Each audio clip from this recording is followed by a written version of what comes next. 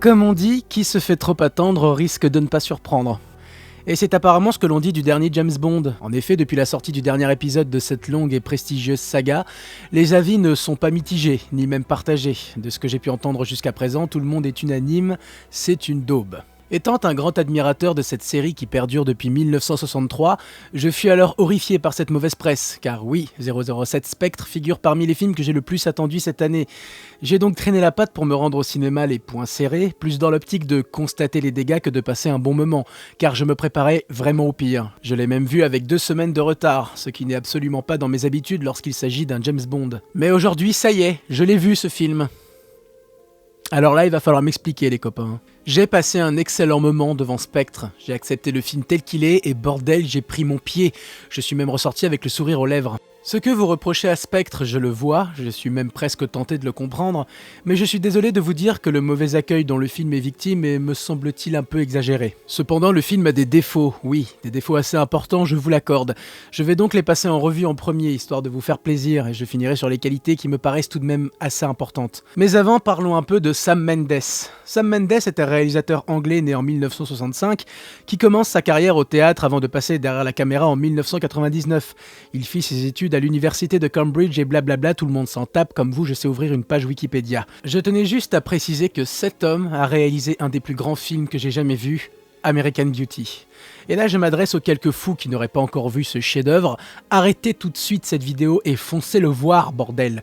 Ce film est tout simplement touché par la grâce et a fait rentrer Sam Mendes dans mon estime à tout jamais. On parle donc d'un réalisateur qui a marqué l'histoire du cinéma américain avec un premier film absolument magnifique et je pèse mes mots. Aussi vous aurez compris si vous avez vu American Beauty ou tout autre film du réalisateur qu'on ne parle pas d'un réal de film d'action ni d'un faiseur au service de gros studios de blockbusters américains, mais bien d'un réalisateur de films intimistes dont le talent prépondérant est de savoir diriger des acteurs. Et quel meilleur choix pour dépoussiérer une des plus anciennes sagas du 7e art, car on va pas se mentir, James Bond avant Daniel Craig tendait sérieusement vers le pur nanar. Le point de saturation fut atteint en 2002 avec Meurt un autre jour dont le titre à lui seul est une blague. Bon, je ne perdrai pas de temps à vous expliquer à quel point ce film est pourri, déjà parce que ce serait trop facile, mais surtout parce qu'on n'est pas là pour ça. Je tenais simplement à le citer pour rendre compte du fait que si on n'avait pas mis le holà à partir de cet épisode, James Bond ferait certainement partie des Expendables à cette heure-ci. Et aussi pour vous faire un petit peu relativiser, car si vous trouvez le grand méchant de Spectre si décevant, rappelez-vous quand même que dans Meurt un autre jour, les ennemis de 007 n'étaient rien de moins qu'un Coréen avec des diamants incrustés dans le visage et d'un rouquin qui contrôle un satellite cracheur de feu à l'aide d'une armure en titane. Oui, messieurs dames, en plus de la voiture invisible, on se rend compte que James Bond aurait pu chevaucher un tyrannosaure, ça n'aurait pas été plus choquant que ça. Parenthèse refermée, Casino Royale débarque en 2006 et fait complètement table rase du passé, en repartant sur des bases solides. Et ces bases, elles reposent en grande partie sur le charisme de Daniel Craig, qui est à mes yeux le meilleur interprète de James Bond depuis Sean Connery, voilà, c'est dit. Même si beaucoup de gens ne seront pas de mon avis à ce sujet, tout le monde s'accorde à penser que Casino Royale avait réussi à insuffler à la série un renouveau dont elle avait grandement besoin. Suivi de très près par Quantum of Solace, en gros le canard boiteux de cette dernière période, un film très impersonnel, uniquement basé sur des scènes d'action remarquablement bien réalisées, mais qui malheureusement ressemble plus à un Jason Bourne qu'à un épisode de James Bond, au sens classique du terme. Voilà, sachant que Jason Bourne tente vaguement de copier James Bond, si James Bond copie sa propre copie, ça risque pas de donner grand chose. Et c'est alors que Sam Mendes entre en scène et enfin arriva Skyfall.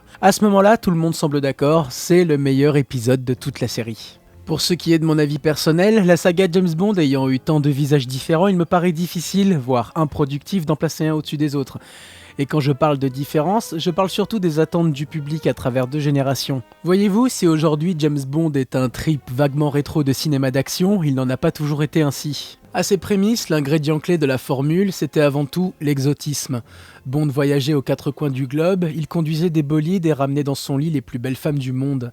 À l'époque, c'était du jamais vu et le public y allait pour ça. Et si de nos jours Bond est un dépressif alcoolique qui abat froidement ses cibles en se remémorant avec douleur ses amours passés, autrefois c'était un crooner désinvolte, misogyne au dernier degré, qui sirotait de la vodka dans des hôtels de luxe. À cette époque, James Bond n'avait pas besoin de sauter d'un hélicoptère en flammes pour remplir son cahier des charges. Ses gadgets faisaient tout à sa place et ça ne dérangeait personne. Ce que j'essaye de pointer du doigt avec cette introduction bien trop longue, c'est que, comme les super-héros, James Bond n'était autrefois qu'un récit pulp qui se rapprochait d'un esprit de bande dessinée. Des films magnifiques, remarquablement bien faits pour l'époque, mais tout de même des films populaires qu'on ne prenait pas vraiment au sérieux. Bon alors attention, je tiens à préciser que là je vulgarise énormément histoire de gagner du temps.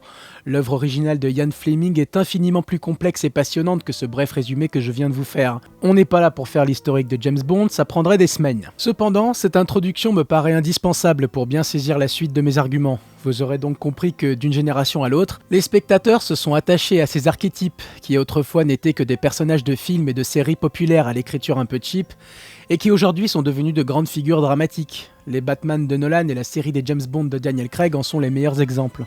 Et bien sûr, c'est là que commencent les ennuis. L'approche du personnage a radicalement changé, donc pour contenter les fans de la première heure et la nouvelle génération, il y a fort à faire. Et c'est bien là l'ambition de Sam Mendes, un équilibre fragile entre les références originelles du personnage et des thèmes plus profonds, des intrigues bien plus ancrées dans notre réalité. I'm a member of Spectre. Spectre? Spectre. Jadis, James Bond vivait de nouvelles péripéties à chaque épisode, et ces péripéties n'avaient absolument aucune influence sur les épisodes suivants. Mais maintenant, Hollywood ne peut plus se permettre de ne pas fidéliser son public en lui offrant un personnage qui n'évolue jamais d'un épisode à l'autre. Ce qui explique que maintenant James Bond tombe amoureux, James Bond a peur, James Bond admet son penchant pour la boisson, il a du mal à trouver le sommeil et on devine de la détresse dans son regard lorsqu'il se fait torturer sur une chaise. Et oui, les hommes du monde entier ont très mal vécu cette scène, oui. Oh putain, arrête, enlève ça.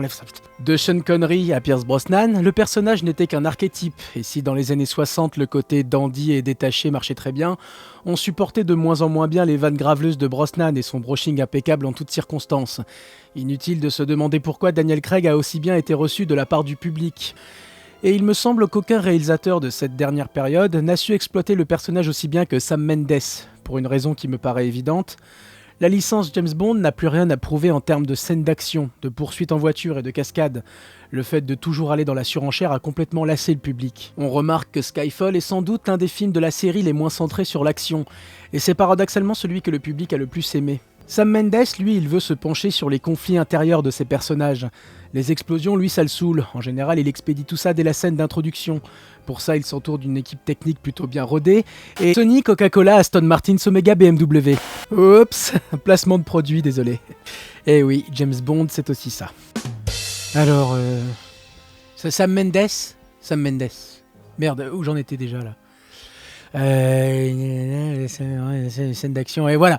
Sam Mendes donc respecte scrupuleusement l'institution, en partant du principe que la scène d'introduction d'un James Bond doit en mettre plein la gueule. Et franchement, qu'est-ce qu'on a pris? Pour la plupart d'entre vous... Rolex. Omega. Magnifique. Oui, bon, ça va, on a compris.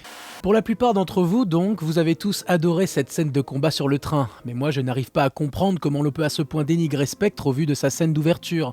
Ce plan séquence dans les rues de Mexico City est carrément ahurissant. L'atmosphère est chargée de tension dès les premières minutes, les mouvements de caméra sont d'une fluidité parfaite, les tons de couleurs sont magnifiques et je ne vais pas user d'autres superlatifs pour décrire la scène d'action en hélicoptère au-dessus de cette grande place. C'était incroyable. Oui, bon, je vous ai promis de commencer par les points négatifs, et finalement me voilà déjà en train de m'extasier, donc qu'y a-t-il de si décevant dans tout ça? Penchons-nous d'abord sur les personnages. Si Daniel Craig n'a plus rien à prouver, j'aimerais, avant de m'acharner sur le méchant, aborder les personnages féminins. Alors... vous ne l'aimez pas, hein? Eh bien, je suis désolé de vous dire que j'ai complètement accepté le personnage de Madeleine Swann, joué par Léa Seydoux, et que j'ai trouvé l'interprétation impeccable. Oui, je sais, c'est sans doute douloureux à entendre, mais bon, Léa Seydoux est une bonne actrice. Oh, ça va, qu'est-ce qu'il y a? Ben oui, l'avalanche des acteurs français au casting des grands films américains de ces dernières années a généré une sorte de malaise. Perso, j'appelle ça le syndrome Marion Cotillard. Une belle femme qui joue objectivement bien, mais allez savoir pourquoi, on peut pas se la voir. Et c'était déjà le cas avant Dark Knight Rises, hein, donc ne cherchez pas d'excuses. Je suis fière d'avoir été ton amoureuse. Ah non, vire-moi ça, hein. Oh. Bref, tout ça étant bien sûr très subjectif, l'important c'est d'en avoir conscience. Parce que oui, je vois bien ce qui vous dérange chez Léa Seydoux. Cette expression de parisienne méprisante, cette sensualité un poil artificielle par moment, tout ça. Mais voilà les gars, Léa Seydoux s'en sort très bien dans ce film, et maintenir le contraire s'apparenterait à de la mauvaise foi. Je veux dire, je sais pas moi, imaginez si Sam Mendes s'était entiché de Mélanie Laurent. Moi j'ai été adorée, mais presque trop. J'ai eu un César du meilleur espoir. Ta gueule Mélanie. Bon, et si vraiment vous pensez que Seydoux est la pire des James Bond girls à la française, je vous suggère de vous remater Le Monde ne suffit pas avec Sophie Marceau. Ça va tout de suite vous calmer. Donc, c'est vous qui avez tué votre père? C'est lui qui m'a tuée. Vous devez sûrement penser que pour argumenter mes propos, je n'use que de comparatifs. À cela, vous avez sûrement raison, mais il faut dire aussi qu'une saga qui compte 24 épisodes comporte forcément pas mal de casseroles. Et franchement, si l'on a pardonné tant de choses à 007 pendant toutes ces années, on se rendra vite compte que Spectre figure parmi les très bons épisodes de la série. Mais si mon argumentaire s'arrêtait là, ce serait évidemment trop facile. Abordons maintenant le gros morceau de cette critique, l'ennemi juré de James Bond, Franz Oberhauser, joué par Christoph Waltz. Ah, Christoph Waltz. Lui, vous l'aimez par contre, hein. Eh bien moi, son personnage de tortionnaire au sourire de marchand de glace commence sérieusement à me fatiguer. Depuis la découverte de ses talents multiples dans Inglourious Bastard, que décidément tout le monde adore, on ne cesse de réutiliser ce personnage de psychopathe raffiné. Sam Mendes a juste retiré le second degré si cher à Tarantino, mais au bout du compte, on se retrouve encore une fois devant le même personnage.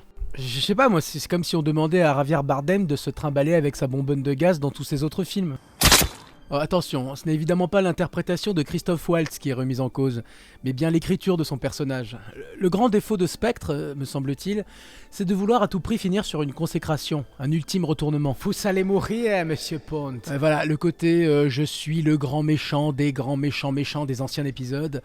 C'est sans doute ça aussi qui n'est pas bien passé. Alors, sans parler du fait que ce Franz Oberhauser est en fait le demi-frère de James Bond ou un truc comme ça, et que les origines du mal remontent carrément jusqu'à l'enfance, ouais, effectivement, tout ça semble sortir de nulle part et ne semble pas crédible une seconde. Et c'était déjà un reproche qu'on pouvait faire à Skyfall d'ailleurs. Voir James Bond renouer avec la recette qui a fait son succès, c'est bien.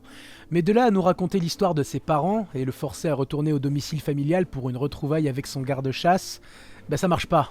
Je comprends pas cette volonté d'humaniser le personnage de 007. Il est justement 007. Appelé par son matricule, il n'est rien en dehors de la figure du sauveur de la nation qui opère dans l'ombre. Il est mystérieux et c'est pour ça qu'on l'aime. Perso, je n'ai aucune envie de savoir comment il a grandi, s'il était tout seul dans la cour de récré ou s'il a perdu son pucelage avant 18 ans. Donc fabriquer du background pour tenter de faire de ce méchant l'ultime menace de la saga, ce n'est pas très productif. Un James Bond reste un James Bond. On sait bien qu'avant la fin du film, il va vaincre une menace terroriste et se taper la gonzesse. Donc tout le teasing autour du personnage du méchant est forcément vite désamorcé. Et putain, c'est dommage, hein, parce que le dernier acte du film commençait vraiment très bien. Comme souvent chez James Bond, l'entrée en scène du méchant fait basculer le film dans une sorte de fantasmagorie. Notre héros va se retrouver seul avec sa nouvelle conquête dans le désert avant qu'une voiture ne vienne les chercher pour les conduire dans le repère du méchant, dont l'architecture rappelle fortement l'hôtel du désert dans Quantum of Solace d'ailleurs. Entre parenthèses, les décors et l'architecture dans un James Bond, c'est primordial, hein. Si vous regardez bien dans l'histoire des James Bond, le méchant est très souvent reclus dans une sorte de repère, un bunker d'où il supervise ses attaques, son plan démoniaque, etc. Et en général, ce décor est à l'image du personnage. Bond et Madeleine Swan sont soudainement plongés dans la pénombre, et la voix de Franz Oberhauser résonne dans la nuit. Soudain, des écrans diffusant des attaques terroristes s'allument tout autour d'eux. Les hommes de main de Oberhauser se déplacent en parfaite synchronisation tels des machines, la pression est à son comble, le suspense à son paroxysme, et l'on attend avec impatience le duel final. Ah oui! Mais bon, au lieu de ça, Bond va se retrouver sur une chaise de torture pour le moins classique, digne d'un film d'horreur un peu naze. Et si vous avez vu le film, vous savez que la façon dont il va s'en délivrer est un petit peu... Bah oui, c'est bien ce fameux dénouement qui fait retomber la pression. Le film part dans trop de directions différentes et l'efficacité se fait tout de suite moins sentir. James Bond se retrouve devant un miroir où il pense apercevoir son ennemi, il tire et se rend compte que les impacts de balles forment une pieuvre dans le verre brisé. Habile. Oberhauser s'approche de son double, l'œil crevé, et s'efface tel un spectre dans la pénombre. Putain, voilà, c'est exactement ça que je reproche à ce film, et plus largement au James Bond de Sam Mendes. Déjà, l'affrontement final de Skyfall s'apparentait carrément à un drame shakespearien. Mais là, je crois que si on continue à pousser le symbolisme encore plus loin, la prochaine fois, on verra sans doute James Bond danser avec la mort dans le hall du purgatoire, une rose entre les dents. Là, si vous voulez, ce qui serait bien, c'est de trouver un équilibre entre le lyrisme exacerbé de Sam Mendes et l'aspect plus terre-à-terre de Casino Royale et Quantum of Solace. En espérant que Daniel Craig rempile pour son personnage de James Bond une prochaine fois, ce qui est déjà assez mal parti.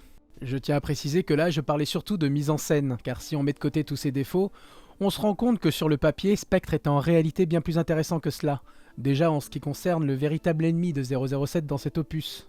Car pendant que James Bond suit la trace de Madeleine Swan en infiltrant la société secrète du Spectre, le MI6 est sur le point d'être dissoute, jugé inefficace par le directeur de la sécurité nationale d'Angleterre. Je veux dire, clairement, c'est lui le véritable méchant du film. Un homme qui utilise un pays soumis à des attaques terroristes pour justifier un état totalitaire fondé sur une sécurité abusive qui bafoue les droits des citoyens. Mais où est-ce qu'ils vont chercher tout ça, vraiment? Il n'y a que dans les films que tu vois des trucs pareils, enfin bref. Alors oui, le climax est sans doute décevant, mais merde quoi, le film est tellement agréable à regarder. Le folklore est bien là, et franchement il est subtilement dosé. Spectre est un des rares films de 2015 à ne pas verser dans un fanservice abusif. Et ça c'est beau. À tel point qu'on jubile d'extase lorsque le thème de James Bond vient clôturer le film. Les scènes d'action sont peut-être plus rares qu'à l'accoutumée, mais au moins elles sont vraiment bien filmées, contrairement à certains autres films de 2015. N'est-ce pas Mad Max Fury Road avec ses 280 cuts par minute ? Mais si je dois être honnête avec vous, Spectre a un véritable défaut, c'est vrai. Un défaut qui surpasse de loin tous les autres, et que j'ai eu vraiment du mal à digérer. Alors...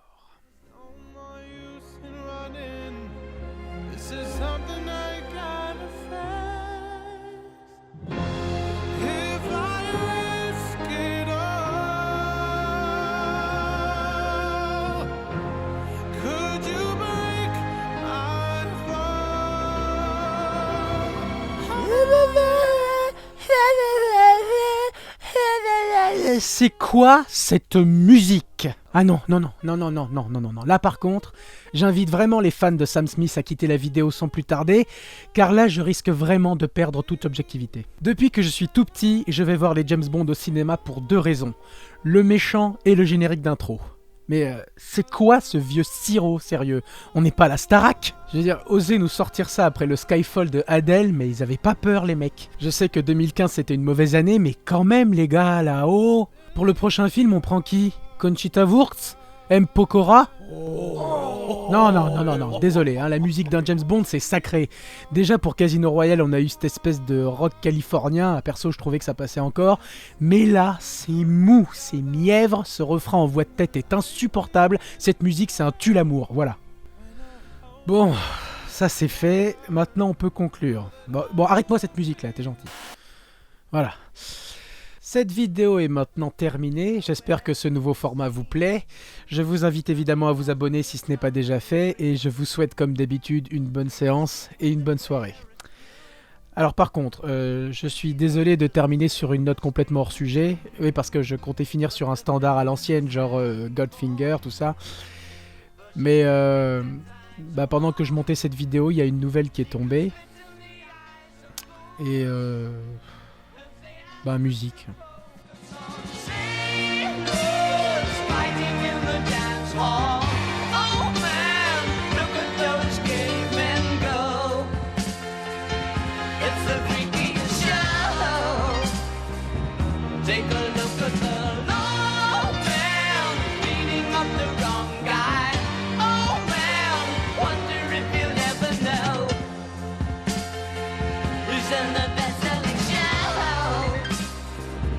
Is there life on Mars?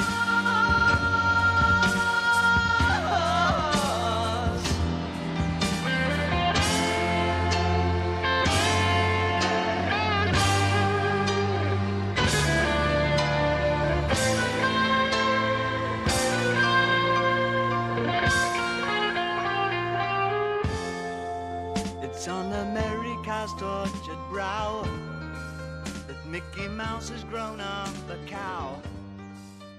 Now the workers have struck for